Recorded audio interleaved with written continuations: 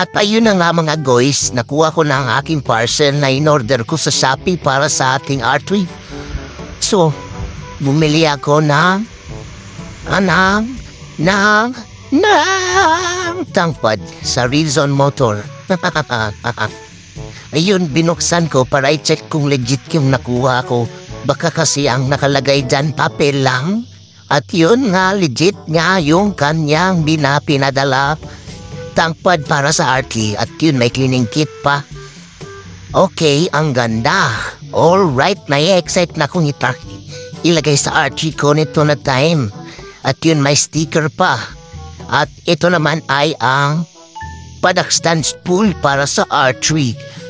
Alright, so ang ganda. Alright, na-excite na ako dito. Gusto ko nang i-install. Alright, yun lang. At yun lang.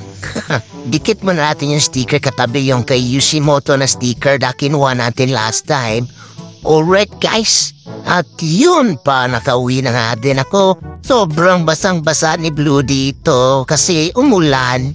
Grabe naman kung kailan na-excite na ako umulan pa. Masan muna natin bago tayo magsimula sa ating ritual na pag-i-install ng tangpad at tsaka spool. Yun na nga, thank you Reason Motor sa inyong napakabilis na pagpadala. I-install na natin yung padak spool.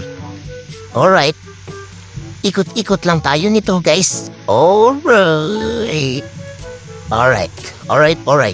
Lagi na tayo mag-alright ngayon. At yun ang tigas ka. Alright, dyan pa si Ming. Alright, Ming. Install na natin to guys. Alright. Ganda. Dumi lang. Kasi basang-basa sa ulan. Yun, lalagyan na natin tong tangpad natin guys. Lagay natin dyan, sipat-sipat lang. Para hindi, tawag yan, pag-iwan-gayawang yung gagawin natin. At yan na nga, mag-start na tayo sa ating ritual nito guys. Alright, bilis. Alright, linis muna para madikit yung ating tangpad. Okay guys, panoorin nyo ang aking pag-install ng tangpad. Pahirapan ang pag-install guys, dapat sakto yung paglagay mo. Kasi, one chance lang. One chance lang yung pag-install. Yan, lagyan natin yung Bike GP na sticker dyan. Alright, panoorin nyo guys.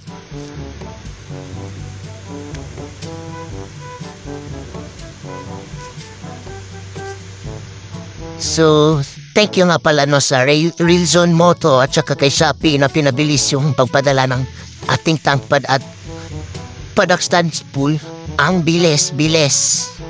Alright, in-order ko lang nung isang araw, dumating agad. Yun, didikit na natin itong final na center.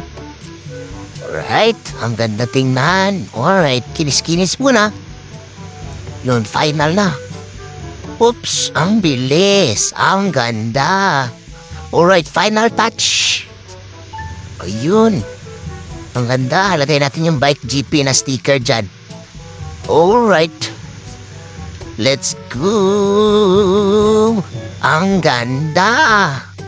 Alright. Ang ganda.